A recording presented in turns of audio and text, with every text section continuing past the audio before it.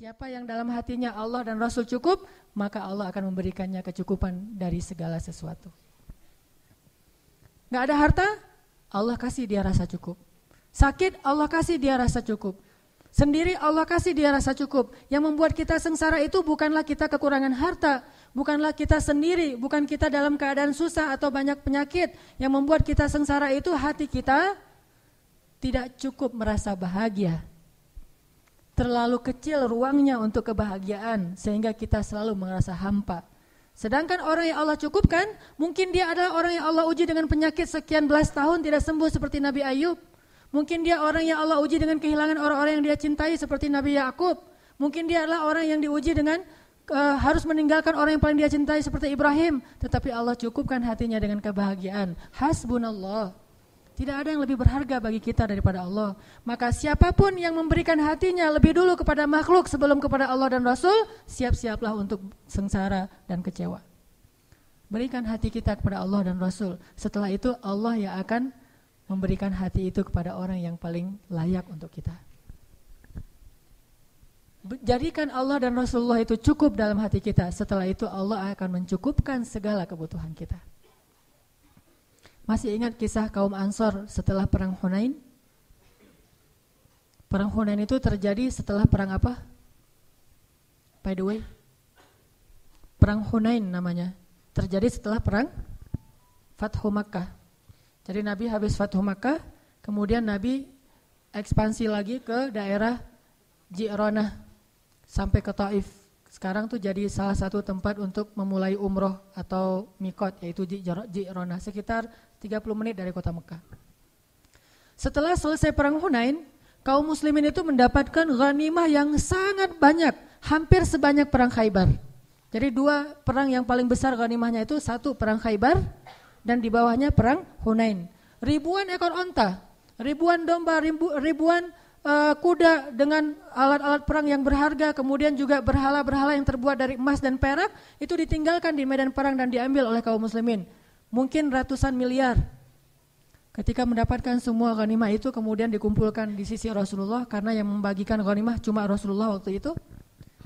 Tiba-tiba Rasulullah memanggil Abu Sufyan, orang Mekah yang baru masuk Islam. Ya Abu Sufyan, ambillah onta yang kamu suka, 100 ekor onta. Abu Sufyan mengambil 100 ekor onta dan mengatakan, saya merasa nyaman sekali dalam Islam. Bagi dia, kenyamanan dalam Islam itu masih diukur dengan harta. Ini namanya mu'allaf, orang yang dibujuk hatinya dengan harta. Abu Sufyan senang membawa 100 ekor unta. Kata Rasulullah, cukup ya Abu Sufyan? Cukup ya Rasulullah, cuman kalau ada lebih boleh sih. Dikasih lagi 100 ekor unta. Sampai Abu Sufyan mendapatkan lebih dari 200 ekor unta. Panggil lagi tokoh-tokoh Quraisy yang lain yang baru masuk Islam. Dikasih lagi 100 ekor unta. Hampir semua orang Mekah itu mendapatkan unta yang lebih dari 10 ekor unta. Bahkan tokoh-tokohnya itu mendapatkan ratusan ekor unta. Setelah semuanya dibagi, ghanimah habis. Onta, domba, kuda, berhala yang terbuat dari emas dan perak dibagi semuanya kepada orang Mekah dan sedikit orang Muhajirin. Orang Ansor gak dapat apa-apa.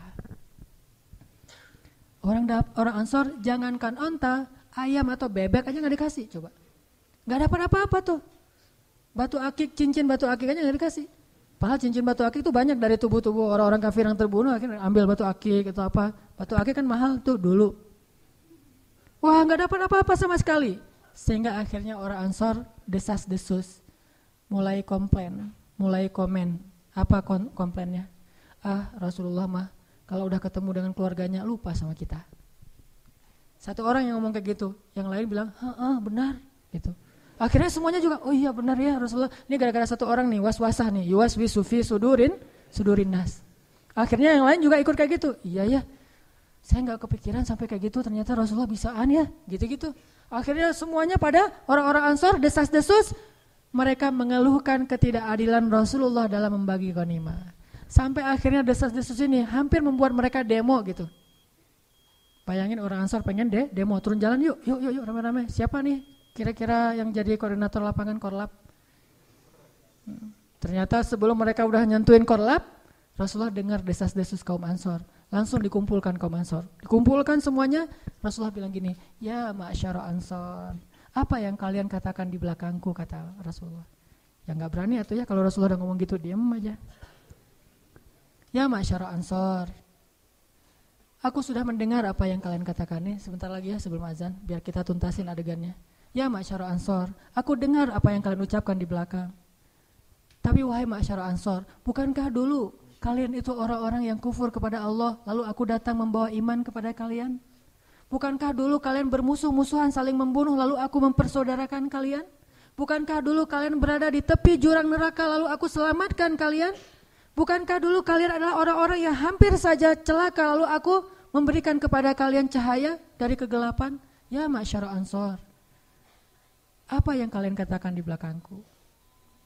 Tiba-tiba salah satu dari lelaki Ansor berdiri dan mengatakan, ya Rasulullah, kami tahu jasamu betapa besar bagi kami ya Rasulullah. Tapi ya Rasul, bukankah dulu engkau terusir lalu kami terima engkau di kampung kami? Balas nih. Bukankah engkau dulu sendiri lalu kami menjadi keluargamu? Bukankah engkau datang dalam keadaan tidak punya apa-apa, kami serahkan seluruh harta kami untukmu ya Rasul?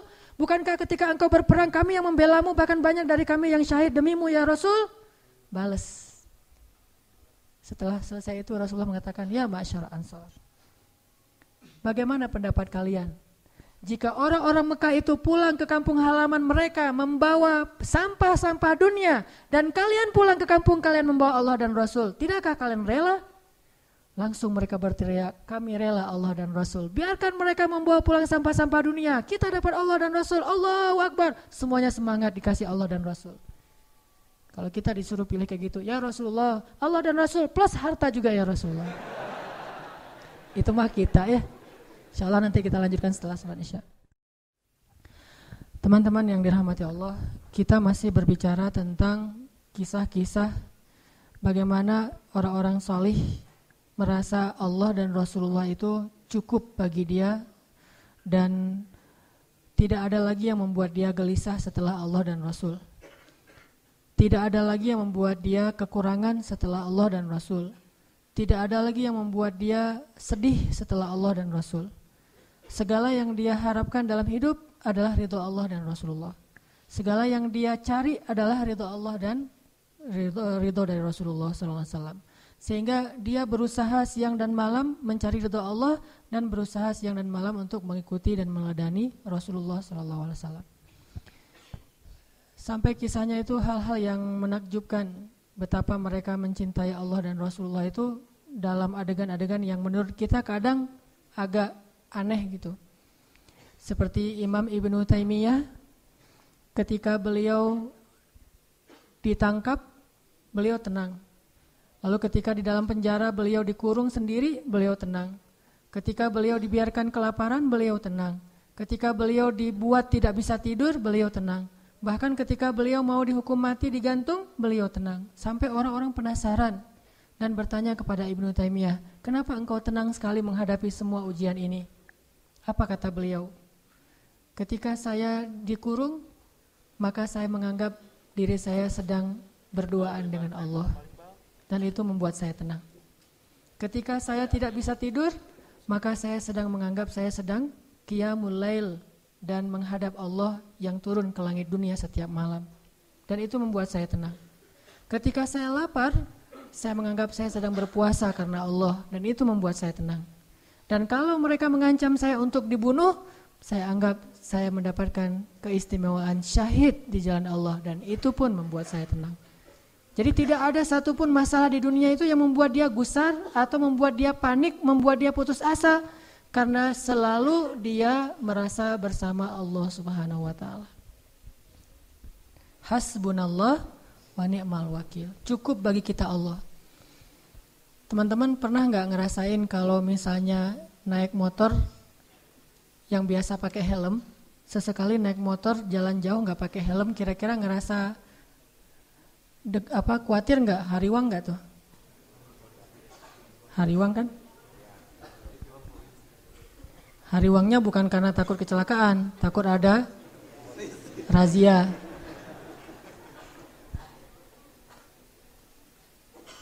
Terus ketika jalan pakai helm, helmnya tuh yang udah standar SNI misalnya, udah bagus, rasanya gimana? Merasa lebih tenang dengan pakai helm? Tawakalnya kepada helm. Jalan, mobil kita tuh ada asuransinya. dengan jalan dengan mobil tidak ada asuransinya secara normal, lebih nyaman yang mana? Yang ada asuransi. Perasaan tenang, perasaan cukup, perasaan tidak khawatir karena pakai helm, karena pakai asuransi, karena jalannya dengan seorang teman yang badannya gede misalnya. Jalan kita kemana gitu ya, ke tempat-tempat umum yang kadang-kadang kita nggak tahu ada orang macam-macam, tapi kita jalannya tuh bareng teman yang dia tuh sebutlah kolonel muda, pakai baju loreng, dia bawa pistol kemana-mana, jalan sama dia. Kita kan agak kebawa-bawa gaya-gaya dikit ya, soalnya ada teman. Begitu dia nggak ada, ciut langsung gitu.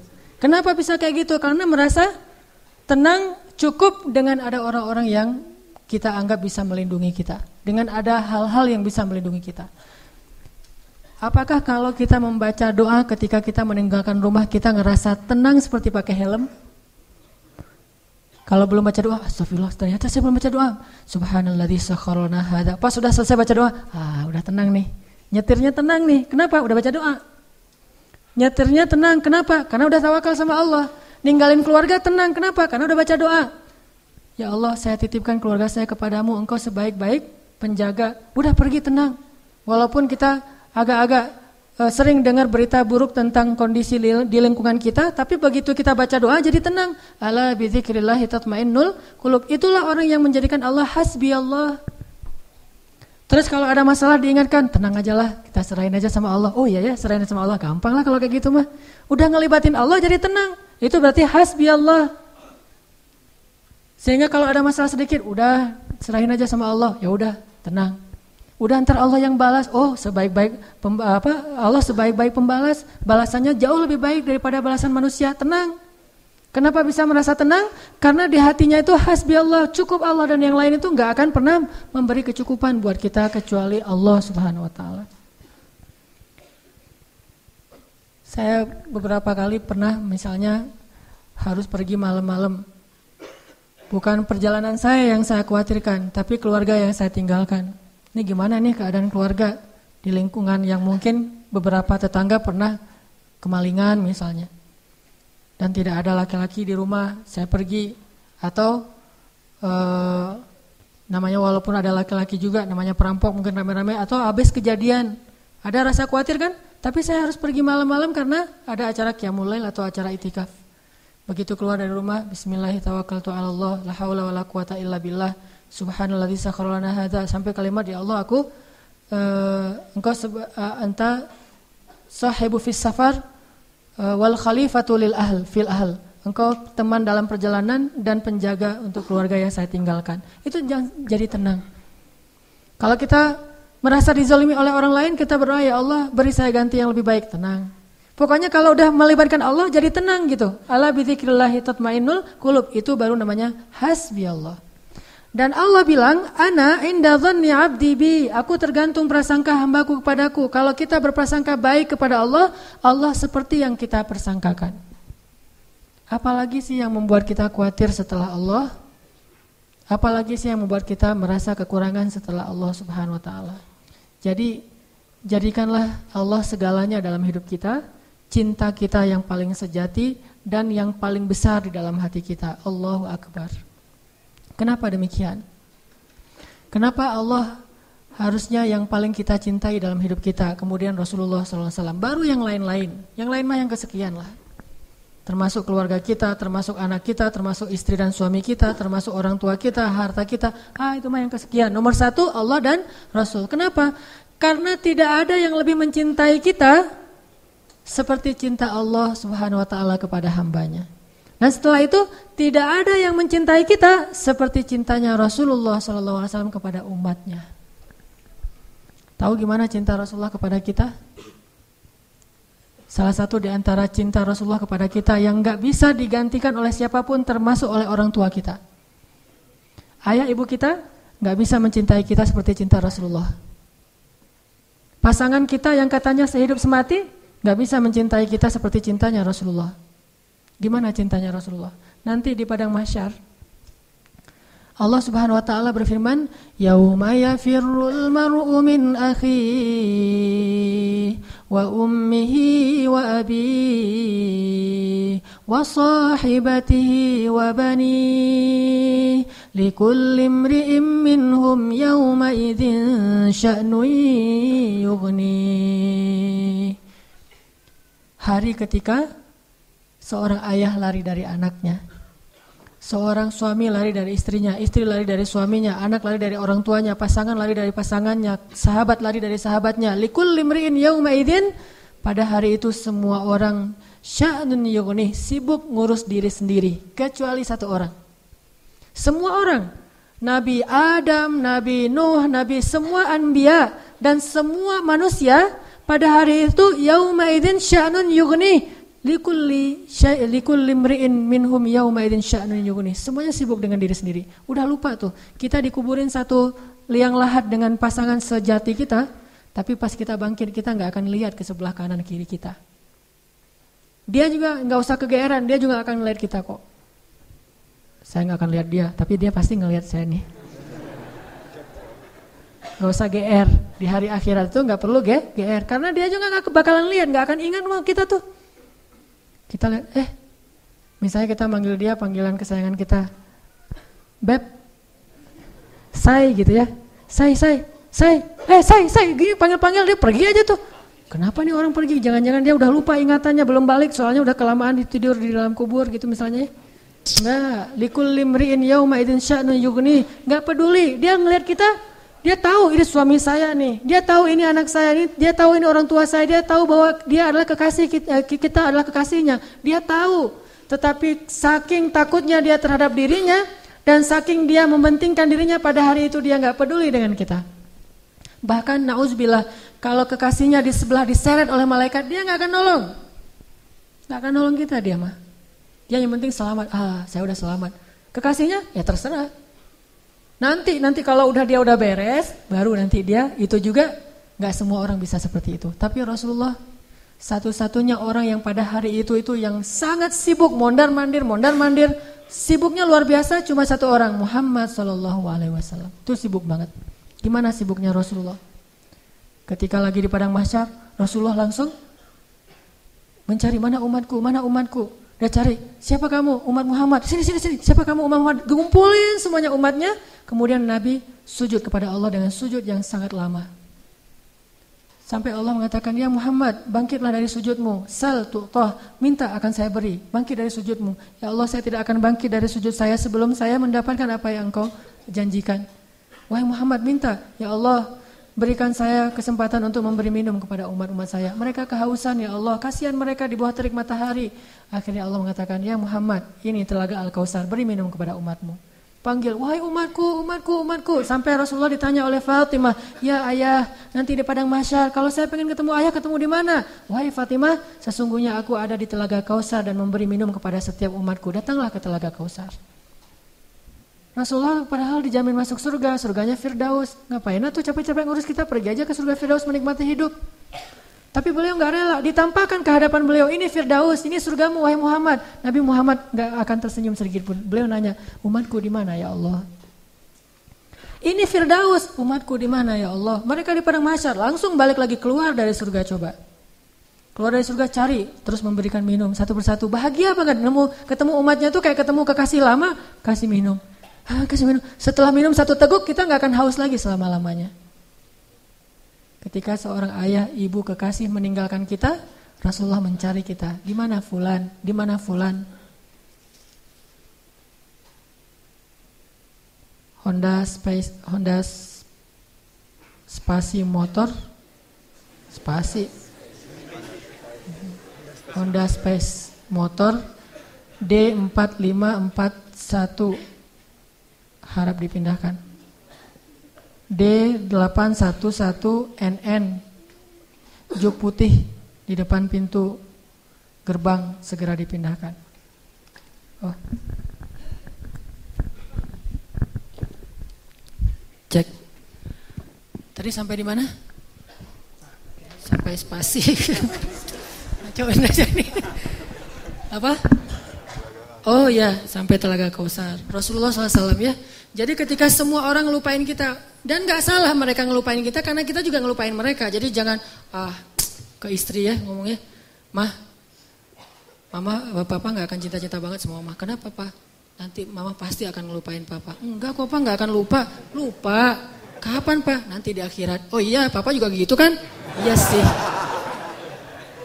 Di situ emang semua orang saling melupakan, dan saling melupakan itu bukan karena Allah mencabut memori dan ingatan kita, karena memang kita mementingkan diri sendiri kecuali Rasulullah SAW. Di mana umatku ya Allah? Kasih minum satu-satu. Setelah dikasih minum, Rasulullah SAW sujud lagi. Ya Muhammad, kenapa engkau sujud? Sujudnya lama banget sambil menangis di hadapan Allah. Ya Rabbi, ya Rabbi, ya Rabbi. Terus Allah mengatakan, bangun ya Muhammad, aku berikan apa yang kau minta. Ya Allah, selamatkanlah umatku dari sirat. Langsung Nabi meminta kepada Allah kayak gitu, kata Allah, maka tunggulah mereka di ujung sirat. Nabi menunggu kita di ujung sirat sambil mengatakan, Allahumma salim salim, Allahumma salim salim. Ya Allah selamatkan, ya Allah selamatkan. Maka yang amalnya banyak dia lewat. Ada juga yang jatuh ke dalam neraka. Rasulullah ketika tahu umatnya masih banyak yang di dalam neraka, langsung sujud lagi di hadapan Allah. Sujud yang sangat lama. Allah mengatakan, ya Muhammad, bangkitlah dari sujudmu, apa yang kau inginkan? Ya Allah, selamatkanlah seseorang dari api neraka yang di dalam hatinya ada iman walaupun sekecil biji kurma. Akhirnya kata Allah, selamatkan mereka yang ada iman sekecil biji kurma di dalam neraka. Nabi langsung pergi ke pintu neraka, mencari umatnya. Wahai malaikat, cari umat saya yang ada iman sekecil biji kurma dan selamatkan mereka. Dikeluarin. Ketika ketemu dengan Rasulullah, mereka dalam keadaan habis disiksa luar biasa. Wajah mereka, tubuh mereka rusak parah. Rasulullah melihat mereka dengan air mata, kasihan, memeluk mereka, dipersilakan masuk ke surga. Setelah selesai, udah nggak ada lagi malaikat, udah nggak ada lagi. Balik lagi ke hadapan arasy Allah. Di bawah arasy Allah, Nabi sujud lagi yang lama. Dalam sujud lama itu kemudian Nabi menangis. Allah berkata, ya Muhammad, kenapa menangis? Ya Allah, selamatkanlah umat saya dari api neraka yang mereka di dalam hatinya ada iman sekecil biji jagung. Sekecil jagung. Kata Allah, aku izinkan. Akhirnya Nabi Muhammad lari lagi ke neraka. Wahai malaikat, keluarkan yang ada iman sekecil jagung. Keluar lagi sekian ribu, sekian juta umat Nabi Muhammad. Udah selesai semua, udah gak ada sisa. Balik lagi di bawah arasy Allah. Sujud lagi yang lama, nangis lagi sepanjang waktu yang cukup lama. Sampai Allah bertanya, ya Muhammad, bangkit. Apa yang kau inginkan ya Allah? Keluarkanlah umatku yang di dalam neraka, yang di dalam hatinya ada iman sekecil biji sawi, zarrah. Kata Allah, aku izinkan. Lari lagi ke neraka, selamatin lagi. Balik lagi, sujud lagi, ya Allah. Kata Allah, ya Muhammad, apa lagi ya Muhammad? Bukankah aku sudah menyelamatkan banyak dari umatmu? Ya Allah, demi kasih sayang yang engkau miliki, selamatkanlah umatku yang mereka tidak punya amal kecuali hanya mengatakan la ilaha illallah. Kata Allah, aku izinkan. Nabi Muhammad kemudian lari ke neraka menyelamatkan kita dengan seizin Allah. Makanya Nabi mengatakan, katakan la ilaha illallah, baru aku bisa menyelamatkan kalian. Ketika pamannya mau meninggal, apa kata Nabi? Wahai paman, ucapkan kunci surga la ilaha illallah biar aku bisa nyelamatin paman. Walaupun gak ada amal sama sekali, tapi pamannya dengan takdir Allah tidak mengucapkan. Sibuk Rasulullah sepanjang padang mahsyar yang panas, kemudian di sirat, kemudian di depan pintu neraka, terus sibuk untuk memikirkan ummati, ya Rabbi, kaifa ummati, gimana umatku ya Allah.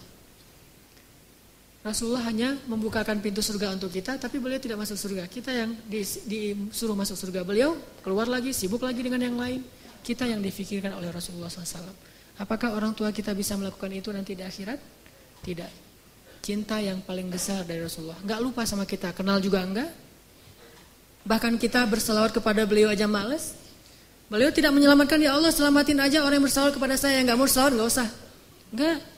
Yang ada iman sekecil zarrah, yang ada iman sekecil jagung, yang ada iman sekecil biji kurma. Enggak masalah, yang penting umatku ya Allah, selamatkan mereka. Sampai pernah orang kalau sakaratul maut itu kan sakitnya luar biasa ya. Dan kita tahu adegan sakaratul maut Rasulullah. Apa yang beliau panggil? Ummati. Umatku. Ketika beliau haji wada, apa yang beliau ucapkan? Sampaikan apa yang kalian dengar ini kepada umatku yang tidak mendengar. Kepada kaum muslimin yang tidak mendengar. Akhirnya riwayat itu sampai kepada kita. Terus mikirin kita. Hingga suatu hari Nabi lagi duduk bersama sahabat. Nabi bilang gini, wahai para sahabat, tahukah kalian siapa manusia yang paling dicintai oleh Allah? Dan aku juga mencintainya. Kata para sahabat, para nabi ya Rasul. Kata Rasul, kalau para nabi wajar dicintai oleh Allah. Mereka itu adalah utusan-utusan Allah. Mereka dapat wahyu dari Allah. Mereka langsung berbicara dengan Allah seperti Musa, wajar dicintai oleh Allah, tapi bukan itu maksud saya. Oh, kalau gitu para sahabat-sahabat Nabi seperti kami ya Rasul, kalau kalian bertemu dengan aku, wajar jika Allah mencintai kalian, wajar jika aku mencintai kalian karena kalian bertemu dengan aku. Dan kalian menjadi orang-orang yang langsung melihat mukjizatku, tapi ada yang lebih dicintai oleh Allah daripada kalian. Siapa ya Rasulullah? Mereka adalah umatku yang datang setelah kalian. Mereka tidak pernah melihat aku, tetapi mereka beriman kepadaku dan mencintaiku, mengikuti sunnahku. Aku rindu kepada mereka. Kalian adalah sahabat-sahabatku, tapi mereka adalah keluargaku, kata Rasulullah SAW. Kita ini dianggap keluarga Rasul, Ahlul Bait loh. Bukan kita yang ngaku-ngaku Rasulullah keluarga kita. Itu mah wajar banget, orang kita orang biasa, Rasulullah orang luar biasa. Tapi Rasulullah ngaku kita sebagai keluarganya. Padahal Rasulullah tahu enggak semua dari kita itu setia kepada beliau. Yang marah ketika nama beliau dicoreng, yang marah ketika tentang beliau itu diselewengkan, yang marah ketika beliau dihina. Enggak semua dari kita punya kesetiaan yang besar kepada beliau, tapi beliau menganggap kita keluarganya. Beliau rela menghabiskan hidupnya dalam kesusahan demi supaya hidayah ini sampai kepada kita. Siapa sih yang mau susah payah untuk kita kalau bukan karena mencintai kita? Siang malam hartanya habis, dihina, dicela, diusir dari kampung halamannya. Apa yang beliau harapkan? Supaya hidayah ini sampai kepada seluruh manusia. Itu yang paling beliau harapkan. Sampai pernah Rasulullah lagi duduk lewat seorang orang Bani Israel lagi menggotong jenazah gitu. Rasulullah nangis. Lalu para sahabat bertanya, ya Rasulullah, kenapa engkau menangis? Kan yang meninggal itu bukan muslim tapi Bani Israel. Kata Rasulullah, saya menangis karena saya belum sempat mendakwahi dia sehingga dia mati dalam keadaan kufur. Saking cintanya Rasulullah kepada umatnya. Dan bahkan dengan seizin Allah, Rasulullah SAW sering berdoa untuk kita. Di antara doa-doa yang sering beliau ucapkan di malam hari ketika beliau tahajud. Beliau kalau tahajud itu bukan ngedoain diri sendiri, Allah masukkan saya ke surga, bukan. Justru itu Allah menjaminkan itu kepada beliau karena beliau sering mendoakan kita. Ya Allah umatku di Palestina, ya Allah umatku di Syam, ya Allah umatku di Yaman dan yang mengikuti arah Yaman dan seterusnya sampai ke kita. Semuanya didoakan di dalam solat malamnya Rasulullah SAW. Sehingga akhirnya hidayah ini sampai kepada kita. Ini baru Rasulullah, belum lagi cinta Allah kepada kita.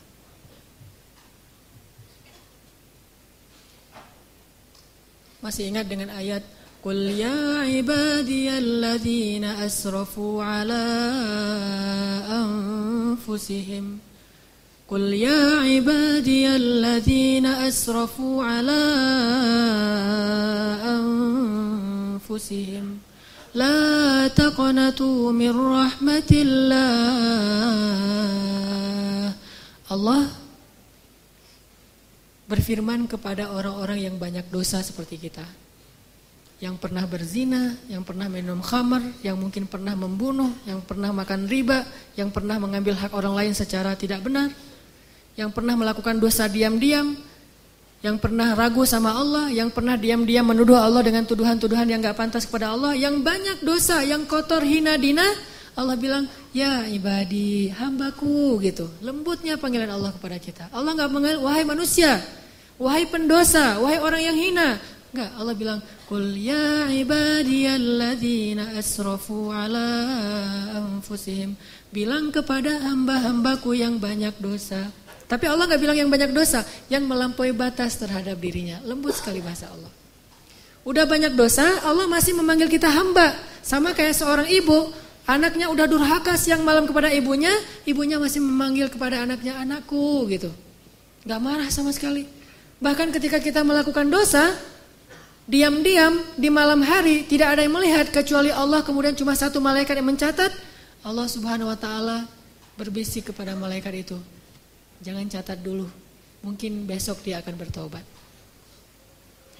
Dan jangan kabarkan ini kepada malaikat yang lain. Allah kalau kita buat dosa diam-diam, Allah tutupi aib kita, gak mau ngasih tahu kepada yang lain. Tapi begitu kita taubat, Allah langsung mengatakan, wahai para malaikat, lihat hambaku itu, dia bertaubat. Giliran kita beramal soleh, Allah umumkan. Giliran kita buat dosa, Allah diam aja. Allah ngelihat, Allah maha syahid, maha alim, maha khabir. Allah menyaksikan yang kita lakukan di malam hari. Allah ngelihat hambaku. Ketika Allah melihat hambaku, Allah kasihan sama kita. Kenapa engkau melakukan itu wahai hambaku? Malaikat mau catat, wahai malaikat tunggu dulu ya. Besok dia mau bertobat mungkin. Dan Allah enggak akan manggil, malaikat semuanya lihat nih hambaku lagi berbuat dosa. Enggak, ditutup ya aib kita.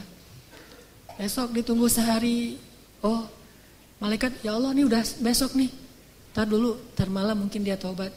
Allah membuka pintu tobat untuk dosa siang hari di malam hari. Allah buka pintu tobat di malam hari untuk dosa di siang hari dan membuka pintu tobat di siang hari untuk orang yang berdosa di malam hari.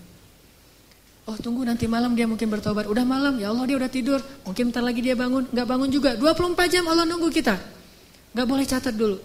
Hari pertama enggak bertobat, enggak datang kepada Allah. Tunggu nanti hari Jumat. Siapa tahu pas hari Jumat dia datang bertobat kepadaku. Allah tunggu di pintu masjid. Mana hambaku yang itu enggak datang-datang. Allahu Akbar, Allahu Akbar.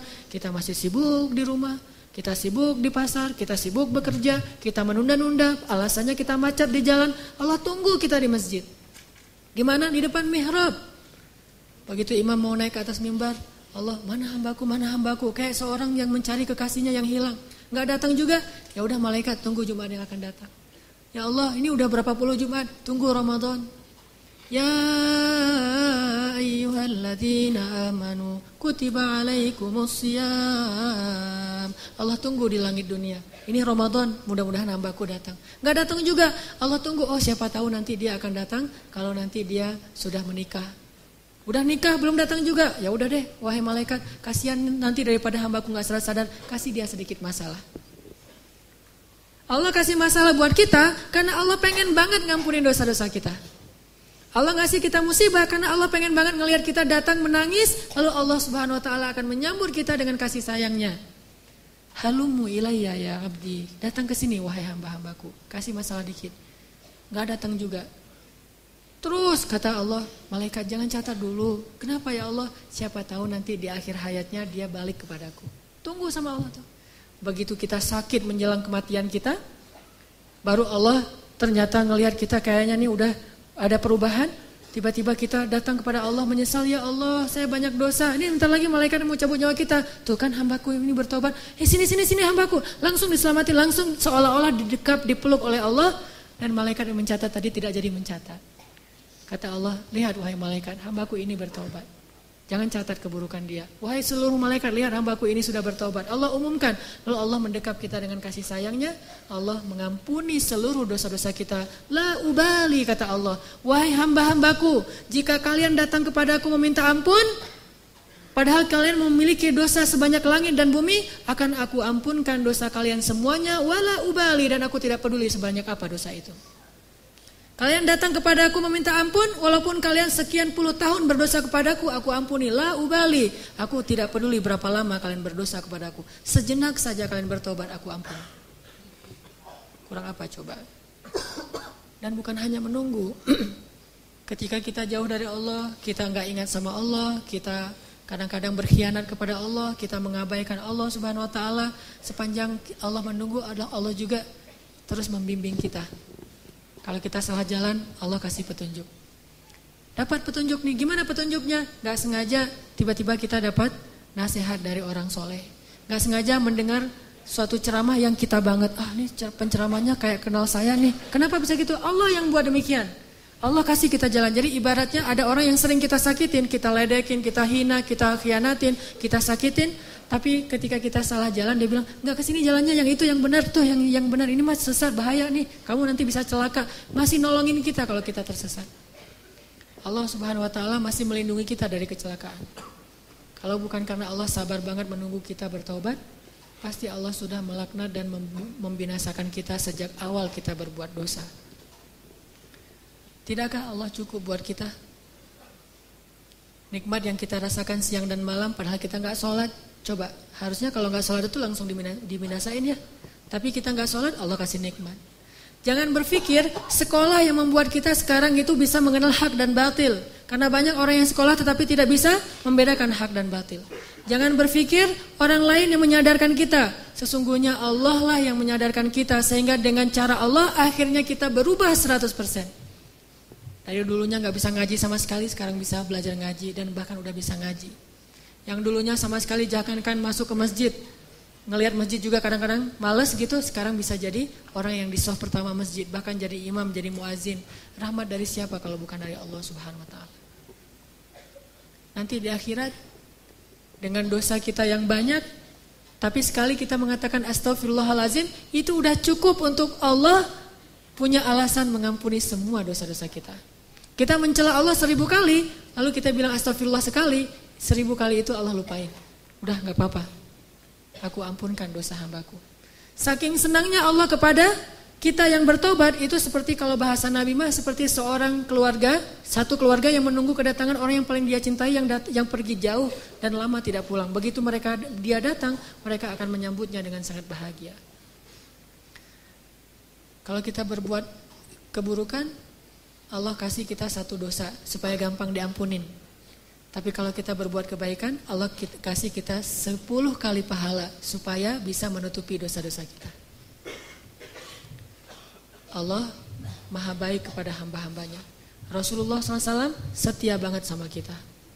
Maka cukuplah Allah dan Rasul yang paling kita cintai dalam hidup kita. Maka setelah itu kita tidak akan sengsara lagi. Teman-teman yang dirahmati Allah Subhanahu wa taala, ada seorang laki-laki yang buta, lumpuh, tua, sendiri sebatang kara, miskin. Tinggal di sebuah gubuk. Lalu datanglah seorang sahabat Nabi, Abu Ubaidah bin Jarrah, melihat keadaannya, tetapi melihat dia tersenyum aja. Abu Ubaidah bertanya, "Ya Syekh, Anda ini buta, miskin, fakir malah, sendiri, tinggal di gubuk, gak ada yang ngerawat. Udah gitu lumpuh lagi, udah tua renta, lemah luar biasa. Tapi kenapa Anda terlihat wajahnya berseri-seri, bahagia, dan selalu mengatakan Alhamdulillah, Alhamdulillah, Alhamdulillah." Abu Ubaidah bertanya, "Kenapa engkau sangat bersyukur? Apa nikmat yang engkau dapatkan?" Kata Syekh ini, "Saya merasa orang paling beruntung di muka bumi." Lah, kayak gini keadaannya tapi ngerasa paling beruntung di muka bumi. Kenapa engkau merasa paling beruntung di muka bumi? Ya, Allah memberikan kepada saya 2 nikmat yang tidak diberikan kecuali kepada orang yang sedikit sekali. Nikmat yang sangat berharga. Nikmat apa itu, hai Syekh? Lisanan dzakira wa qalban syakira. Allah berikan kepada saya 2 nikmat, yaitu lisan yang senantiasa bisa terus berzikir dan hati yang selalu bisa bersyukur. Dan saya merasa sangat bahagia dengan 2 nikmat itu. Lisan yang terus berzikir, hati yang terus bersyukur. Dan itu sudah cukup buat saya. Artinya apa? Orang kalau sudah menjadikan Allah segalanya dalam hidupnya, bisa menyebut nama Allah aja, bisa mensyukuri nikmat Allah yang walaupun kalau dilihat orang lain tidak ada nikmatnya, kecuali yaitu lisan yang bisa berzikir, itu udah membahagiakan. Gimana dengan kita yang bukan orang tua, bukan orang miskin, bukan orang fakir, bukan sebatang kara, bukan orang buta. Kenapa kita tidak bisa bahagia seperti dia? Karena kita tidak menjadikan Allah segalanya dan cukup di dalam hati kita. Karena Allah tidak segalanya dan cukup dalam hati kita. Padahal kalau kita libatkan Allah dalam hidup kita, Allah akan selesaikan semua urusan kita. Masih ingat kisah 2 orang yang saling berhutang tapi pakai nama Allah? Kita mah kalau berhutang pakai apa? Notaris ya, juru tulis, pakai admin, pakai saksinya manusia. Ini enggak, Allah yang dilibatin. Jadi ada 2 orang, dua-duanya soleh, saling berhutang. Si A berhutang ke si B, kata si A, "Akhi, boleh saya berhutang, saya butuh uang." "Oh boleh. Dikasih duit berapa? 100 dinar, dikasih 100 dinar. Setelah dikasih 100 dinar, yang punya uang bilang, "Ini nanti saksinya siapa nih? Kita cuma berdua." Kata orang yang berhutang, "Boleh enggak kalau saksinya Allah?" Kata yang memberi hutang, "Oh kalau Allah boleh. Allah tuh sebaik-baik saksi." "Ya saya setuju, ya udah saya serahin nih duitnya." Allah sebaik-baik saksi. Udah gitu kepikiran lagi, nanti bayarnya kapan? Beri saya waktu 1 tahun. Kalau kamu nanti 1 tahun gak sanggup bayar, gimana jaminannya? Siapa yang menjamin? Kata orang itu, "Boleh gak? Saya emang gak punya jaminan apa-apa. Kalau Allah aja yang menjamin, boleh gak?" Kata dia, "Allah? Ya, wah Allah sebaik-baik penjamin. Boleh banget. Bang, kalau Allah yang menjadi penjamin, udah gak khawatir dah." Ya udah, sah gitu, udah ambil duitnya 100 dinar. Pulang dia, ternyata beda pulau. Selang beberapa lama setelah jatuh tempo, dia udah ngumpulin uang 100 dinar, mau dia balikin, dia mau nyebrang nih. Ternyata dengan seizin Allah, takdir Allah terjadi badai, sehingga tidak ada perahu yang berani menyeberang. Yang punya uang, nungguin di balik lautan, dia nunggu di pantainya. Mudah-mudahan hari ini dia datang membayar hutang saya, karena saya kenal dia orang yang jujur, amanah, baik hati, pasti dia akan datang. Ditunggu, nggak datang-datang. Ternyata dia nggak bisa nyebrang. Tapi sebelum orang yang tadi mau nganterin duit itu pulang, karena dia sudah janji mau datang, dia paksain akhirnya uang itu dia taruh di dalam sebuah batang kayu, kemudian kayu itu dia hanyutkan ke dalam lautan sambil berkata, "Ya Allah, dulu ketika kami berhutang," dia bertanya, "Siapa saksi?" Saya bilang, "Engkau lah saksi." Kata dia, "Engkau sebaik-baik saksi." Lalu dia bertanya, "Siapa yang menjamin?" Saya bilang, "Engkau lah penjamin." Kata dia, "Engkau sebaik-baik penjamin." "Ya Allah, saya sudah melibatkan engkau dalam urusan kami." Dan dia juga ridho dengan hal itu. "Hari ini dengan takdirmu saya tidak bisa menyeberang. Mudah-mudahan dengan saya mengirimkan uang lewat sebatang kayu ini engkau menyampaikan kepada orang itu, karena engkau sebaik-baik saksi dan sebaik-baik penjamin." Dihanyutkan, bismillah tawakkaltu ala Allah.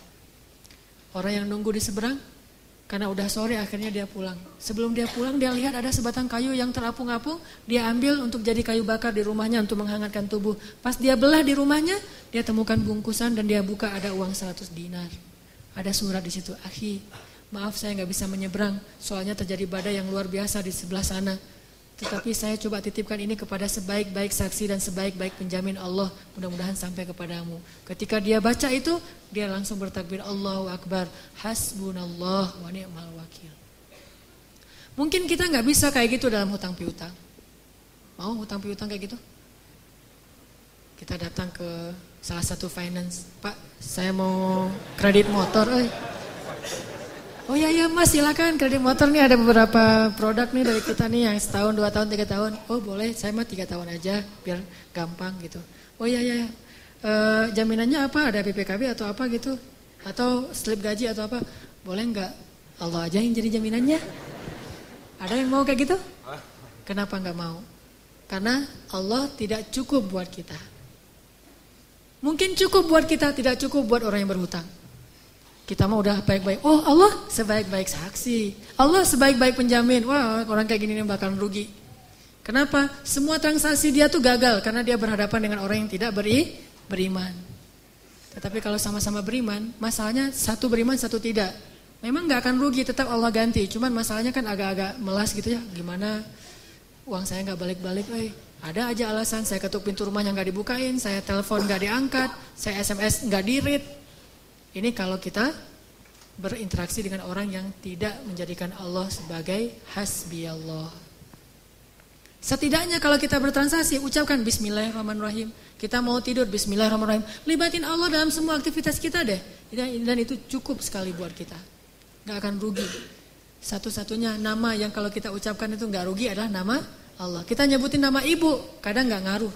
Tapi kalau kita nyebut nama Allah subhanahu wa ta'ala, itu luar biasa buat kita. Bahkan orang yang ahli maksiat pun kalau nyebut nama Allah, Allah selamatkan. Sedikit aja kita nyebut nama Allah, Allah udah langsung mengubah takdir untuk kita. Masih ingat kisah orang laki-laki di zaman Nabi Musa? Nabi Musa tanya kepada Allah, "Ya Allah, siapakah orang yang paling rendah nilainya di matamu di antara umatku?" Kata Allah, "Itu laki-laki yang kalau sholat paling belakang." Cari sama Nabi Musa, "Oh itu yang masbuk permanen." Jadi istiqomah banget untuk masbuk. Asal sholat pasti masbuk. Dan masbuknya itu bukan masbuk rakaat kedua, masbuk salam.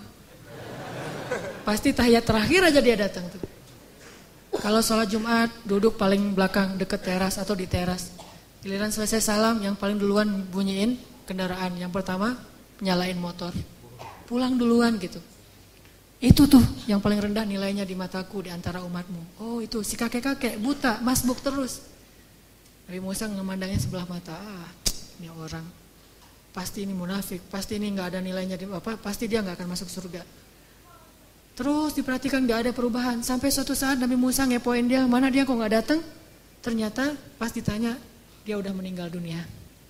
Makanya nggak datang lagi. Udah nggak istiqomah sekarang masbuknya, karena udah meninggal. Is dead lah ya.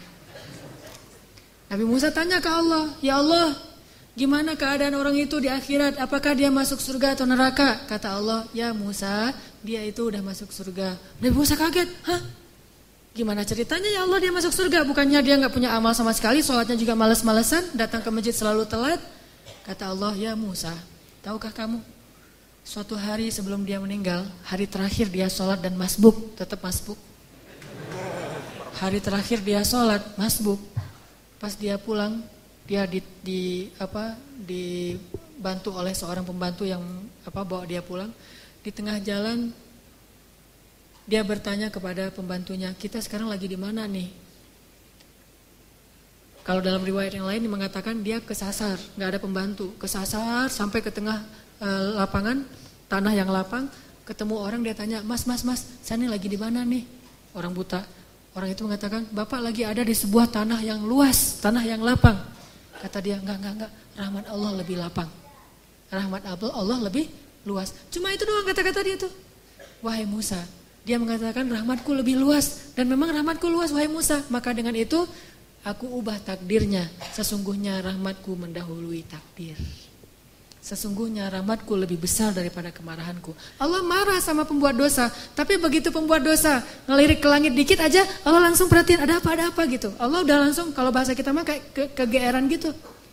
Padahal Allah itu maha mulia, gak perlu GR.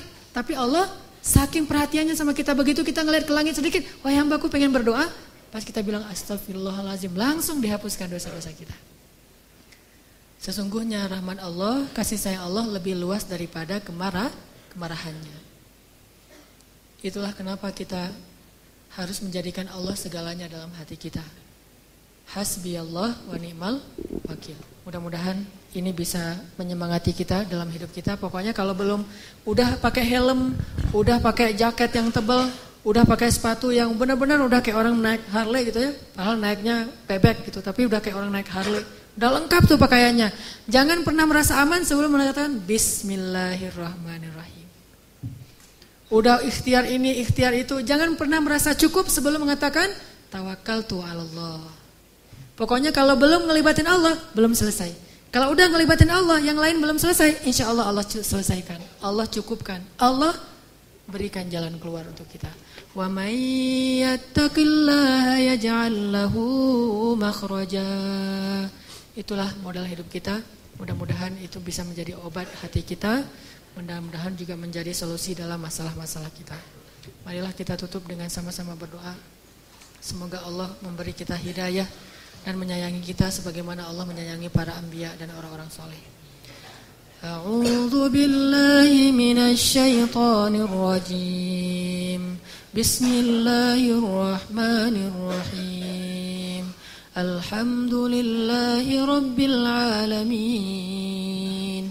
حمدا يوافي نعمه ويكافئ مزيدا يا ربنا لك الحمد كما ينبغي لجلال وجهك الكريم وعظيم سلطانك اللهم صل وسلم وبارك على سيدنا محمد وعلى آله وصحبه أجمعين رضينا بالله